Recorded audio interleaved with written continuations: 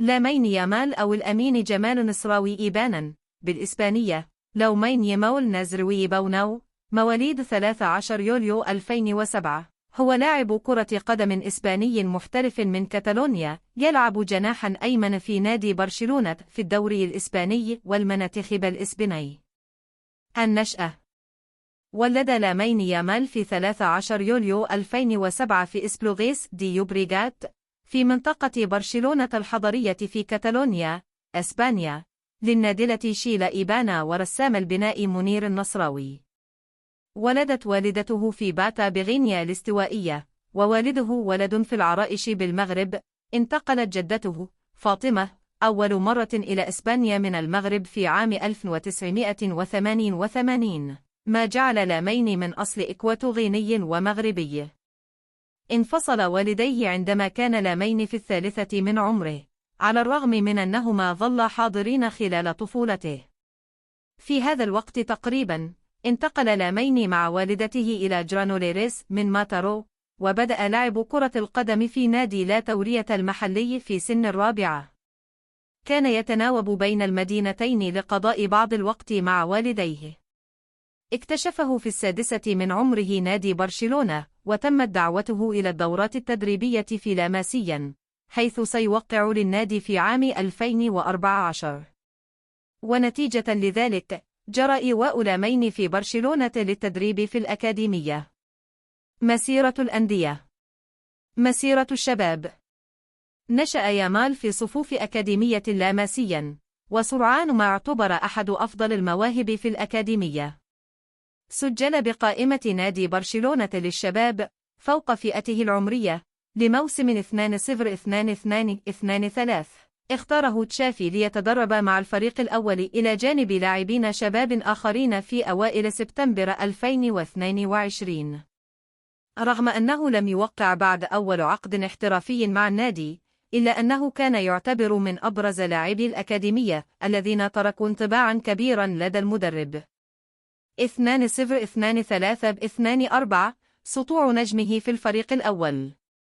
شارك يامال في أول مباراة له مع الفريق الأول في 29 أبريل 2023، حيث دخل كبديل لغافي في الدقيقة 83 من مباراة انتهت بالفوز 4-0 ضد ريال بيتيس في الدوري الإسباني، وأصبح ليس فقط خامس أصغر لاعب في تاريخ الدوري الإسباني بعمر 15 عاما و9 أشهر و16 يوما، ولكنها أيضا أصغر لاعب يشارك مع الفريق الأول لبرشلونة منذ اللاعب البلغ من العمر 15 عاما أرماند وساجي في عام 1922، أي قبل أكثر من قرن.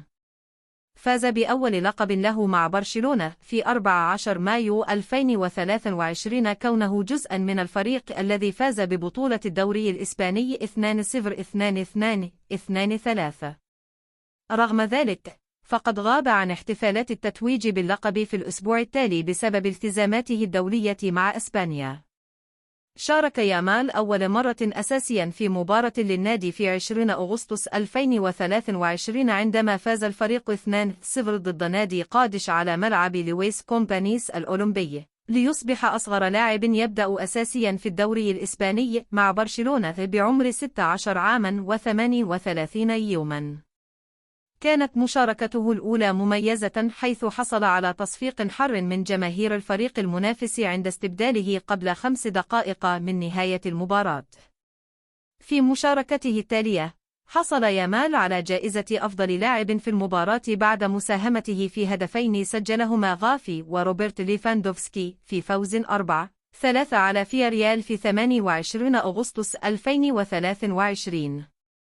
بعمر 16 عاما و45 يوما أصبح أصغر لاعب يقدم تمريرة حاسمة في مباراة بالدوري الإسباني.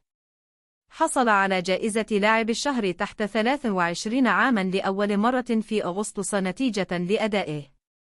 في 19 سبتمبر شارك يامال في أول مباراة له في دوري أبطال أوروبا 2-0-2-3-2-4 عندما فاز الفريق 5-0 على رويال أنتويرب، ليصبح ثاني أصغر لاعب يشارك في البطولة بعمر 16 عاما و68 يوما خلف يوسوف موكوكو.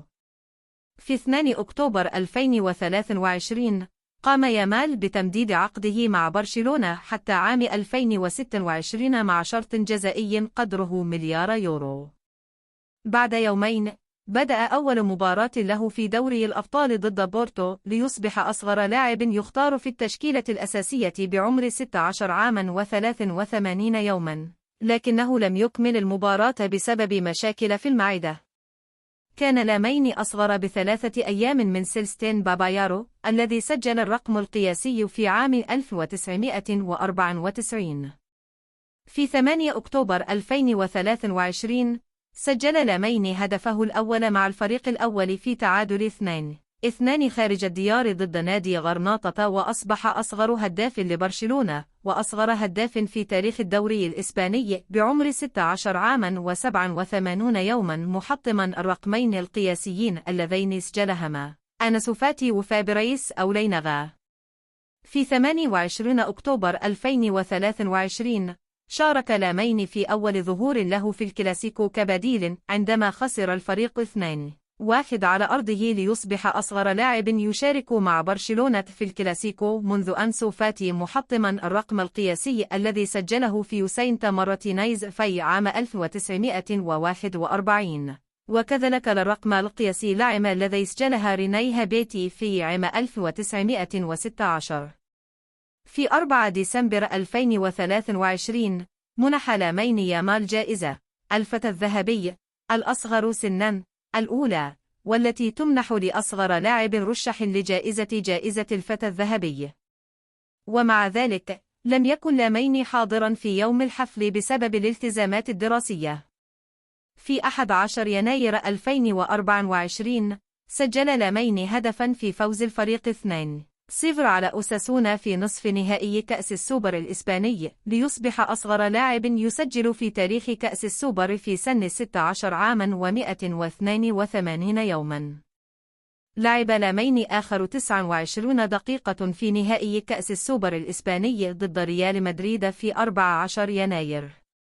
بعد أسبوعين في 25 يناير سجل هدفاً في ربع نهائي كأس الملك ضد أتلتيك بلباو في المباراة التي انتهت بالخسارة 4-2 بعد الوقت الإضافي، ليصبح أصغر هداف في تاريخ المسابقة متجاوزاً الرقم القياسي السابق الذي سجله خونمي في عام 2010.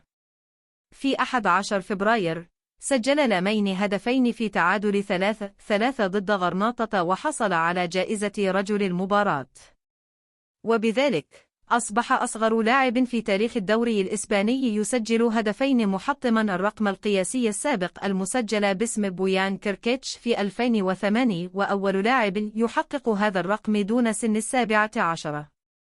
كما أصبح أصغر لاعب يصل إلى أكثر من 10 مساهمات في الأهداف والتمريرات الحاسمة في الدوري الإسباني بعمر 16 عاما و213 يوما.